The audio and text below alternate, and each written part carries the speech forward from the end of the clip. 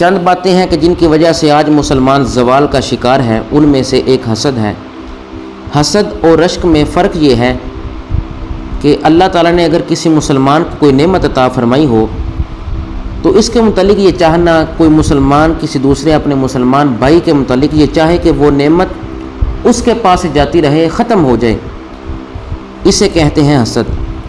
کسی مسلمان کے پاس اگر کوئی نعمت ہے، دولت ہے، کوئی بھی چیز ہے، اللہ تعالیٰ نے اس کو عطا فرمائی اپنے فضل سے، تو ایک مسلمان اپنے دوسرے مسلمان بھائی کے لیے یہ چاہ رہا ہے کہ اس سے ختم ہو جائے، اسے کہتے ہیں حسد۔ اور رشک کیا ہے کہ باری تعالیٰ تم نے اس کو دولت عطا فرمائی ہے، مجھے بھی عطا فرما، تم نے اس کو نعمت عطا فرمائی ہے اپنے فضل سے، مجھے بھی عطا فرما، تو اسے کہتے ہیں رشک۔ رب العالمین نے بھی ارشاد فرمایا وَمِن شَرِّ حَاسِدٍ إِذَا حَسَدَ، آیت میں یہ مفہوم بیان کیا گیا کہ حاسد کے شر سے پناہ مانگنے کا حکم دیا گیا ہے۔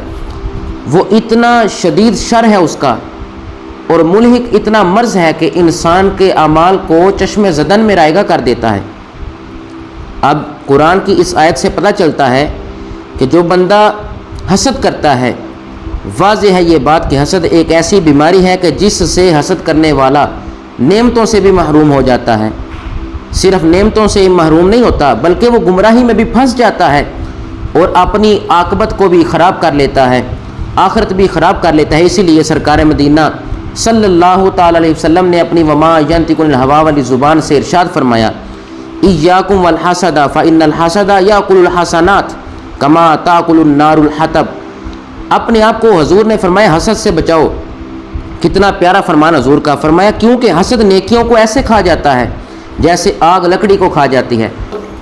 یہ اتنا ملحق مرض ہے کہ 6 قسم کے لوگ بغیر حساب کے دوزخ میں جائیں گے، کسی عمل کے متعلق نہیں پوچھا جائے گا۔ 6 قسم کے افراد ایسے ہیں کہ کوئی حساب نہ لیا جائے گا مگر وہ جہنم میں داخل کر دیے جائیں گے۔ پہلا فرمایا امیر اپنے ظلم کی وجہ سے، اگر کسی کو اپنی دولت پر مان ہے تو وہ اگر کسی غریب پر ظلم کرتا ہے بغیر حساب و کتاب کے دوزخ میں داخل کر دیا جائے گا۔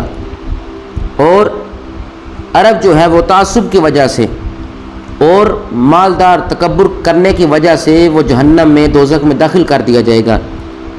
اور امانت میں خیانت کرنے والا بغیر حساب و کتاب کے جہنم میں داخل کر دیا جائے گا۔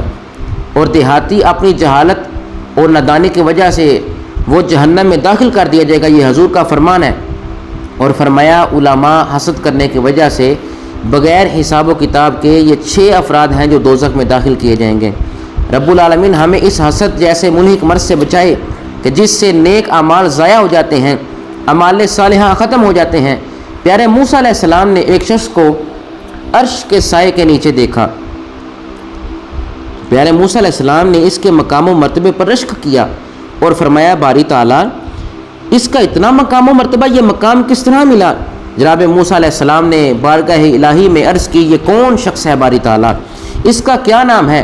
تو اللہ رب العالمین نے اس کا نام تو نہ بتایا لیکن فرمایا اس کے 3 عمل میں تمہیں بتاتا ہوں، اس کے 3 افعال ہیں جو یہ کرتا ہے۔ ایک تو اس نے کبھی کسی پر حسد نہیں کیا، دوسرا اس کا فعل بڑا اچھا ہے، یہ اپنے والدین کی نافرمانی کبھی بھی نہیں کرتا تھا، اور تیسرا اس نے کبھی بھی چغل خوری نہیں کی، اس وجہ سے میں نے اس کو اپنے عرش کا سایہ عطا فرمایا ہے۔ اب رب العالمین اس کو عرش کا سایہ عطا فرماتا ہے جو حسد نہیں کرتا۔